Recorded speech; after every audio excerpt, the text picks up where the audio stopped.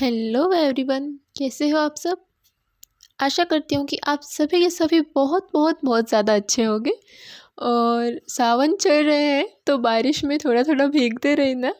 मतलब ये नहीं कि बारिश के डर से अंदर ही छुप जाओ, ठीक है। गरम गरम चाय की प्याली लो और चलो एक्सप्लेनेशन सुनते। तो आज मैं आ गई हूँ एक एनीमे की एक्सप्लेनेशन लेकर के, जिसका नाम है डिमोन स्लेयर। सच्ची सच्ची बताओ ना तो ये एनीमे वाकई में बहुत बढ़िया है। लाइक आई नो आपको इसकी स्टोरी इतनी ज़्यादा पसंद आएगी, इतनी ज़्यादा पसंद आएगी ना कि आप मेरे को कमेंट्स में थैंक यू बोलोगे लास्ट में। इस एनीमे के फर्स्ट एपिसोड के स्टार्टिंग में हम देखते हैं तांजीरो को। तांजीरो एक लड़का होता है जो कि मिडिल क्लास फैमिली से बिलोंग करता है एंड वो अपना घर कोयले को बेच बेच कर चलाता है। अब क्योंकि इसके पापा की डेथ हो चुकी है, इस वजह से घर की सारी जिम्मेदारी इसके यहाँ ऊपर हम देखते हैं कि तांजीरो अपनी बहन नेजुको को अपनी कमर के ऊपर लेके जा रहा था।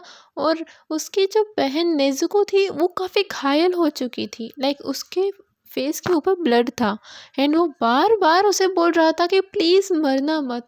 ये कैसे हुआ, क्यों हुआ, मैं क्यों नहीं था वहाँ पे, क्या हुआ ऐसा, प्लीज़ मरना मत। वो बार बार यही कहता जा रहा था।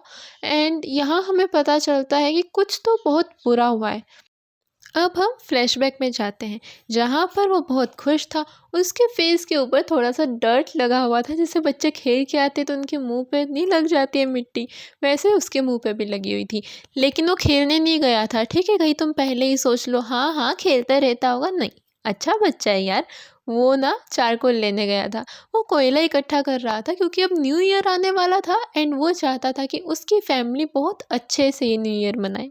उसकी जो मम्मी होती है वो उसे प्यार से अपने पास बुलाती है और बोलती है रुको तो, देखो तुम्हारे मुंह पे क्या लगा है, लाओ मैं साफ कर देती हूँ। फिर यहाँ पर हम उसके बहन भाइयों को भी देखते हैं। उसकी छोटी बहन का नाम था हैनाको और उसके जो भाई था उसका नाम था शिगेरू। वो दोनों जिद करने लगते हैं कि भैया हमें भी आपके साथ जाना है, मुझे नहीं पता। जैसे कभी कभी हम नहीं करने लग जाते यार मम्मी मुझे भी ले चलो ना अपने साथ, वैसे ही वो भी जिद पे अड़ जाते हैं, ले चलो ना भैया मुझे भी अपने साथ।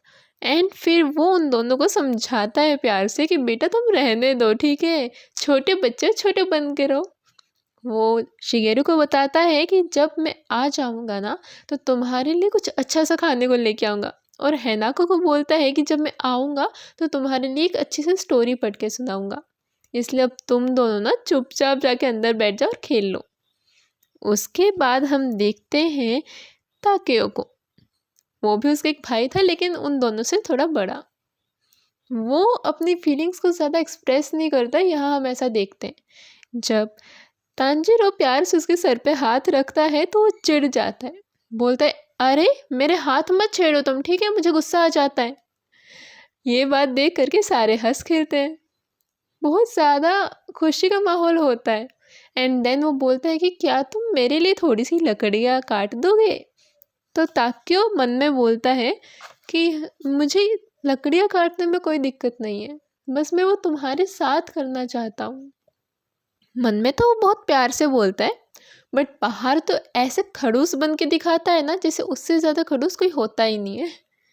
वो उसे बोलता है कि हाँ हाँ मैं कर लूँगा, मैं बस चाहता था कि तुम मेरे साथ आओ, पर ठीक है मैं कर लूँगा।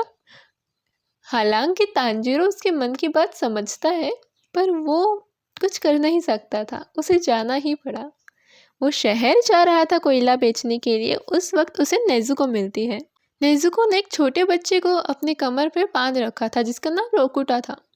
वो उसे बोलती है कि लगता है कि पिताजी के गुजर जाने के बाद ये तुमसे कुछ ज़्यादा ही लगाव रखने लगे हैं, उनकी कमी महसूस ना हो इसलिए ये हमेशा तुमसे लिपट के रहना चाहते हैं।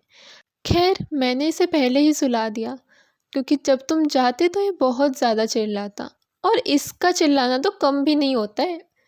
और फिर वो उसे बोलती है कि ठीक है तुम ध्यान से जाना, मैं इसका ध्यान रख लूँगी। अब जब तांजीरो शहर जा रहा था कोयला बेचने के लिए तो उसके मन में कई सारी बातें थी, खुशी को लेके दुख को लेके। वो सोच रहा था ये खुशी दुख आती जाती रहती हैं, लेकिन हाँ जब खुशी आएगी ना तो उसे वापस नहीं जाने दूंगा।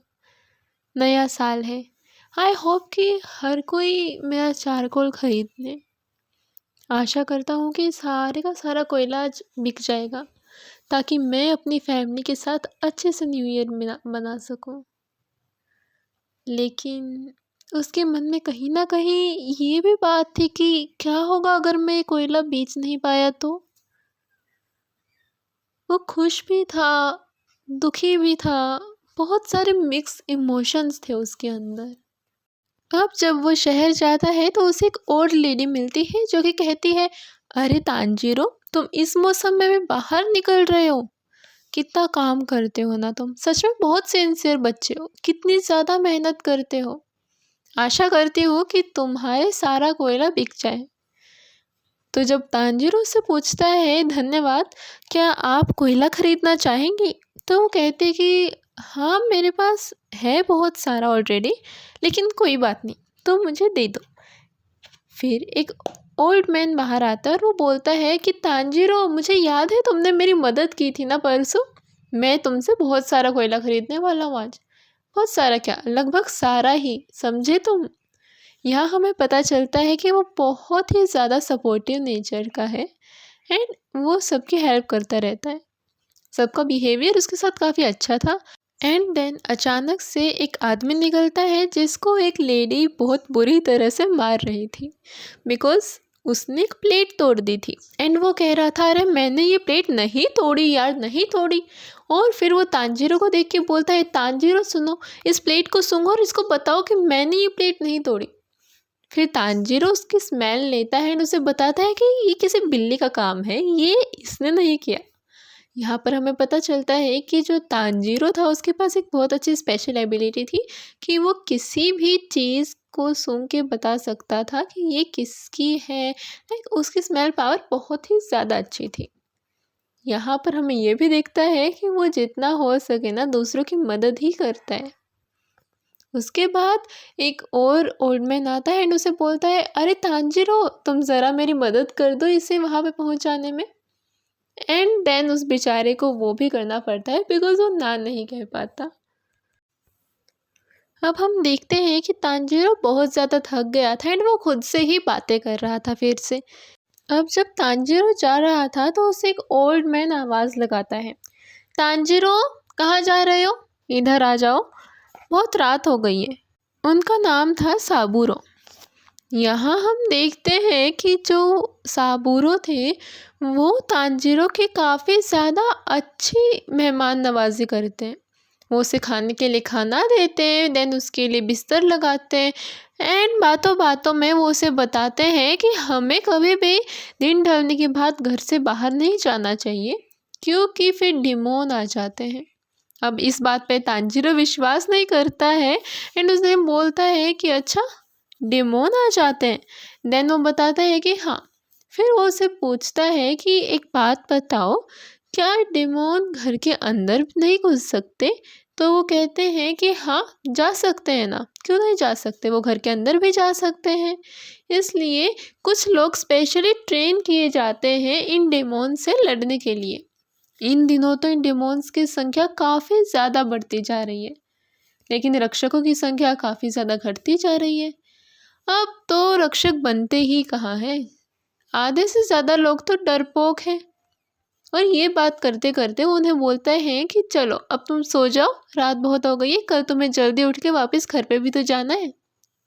एंड देन तांजीरो सोने से पहले सोचने लगता है कि मैं नहीं मानता है डेमोन वगैरह के बारे में, बस कोई जंगली जानवर होगा या कुछ और, डेमोन वगैरह कुछ नहीं होते।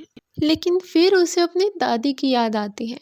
उसकी दादी जब वो छोटा था ना तो उसे बताया करती थी कि एक बहुत बड़ा राक्षस होता है डेमोन, वो लोगों को खा जाता है, आदमखोर। जब उसे भूख लगती है ना तो वो कुछ नहीं देखता, बस खा जाता है। और कहा जाता है कि उसकी दादी भी ऐसे ही मरी थी, उनको भी किसी डेमोन ने खा लिया था। लेकिन अब तांजीरो ये सब सोचते सोचते सो जाता है और फिर हम सीधा सुबह देखते हैं कि तांजीरो वापस अपने घर पे जा रहा था। लेकिन उसे ये पता ही नहीं था कि वो घर पे जब जाएगा तो उसे क्या देखने को मिलने वाला है। जब वो अपने घर पे जा रहा होता है तो फिर वो देखता है कि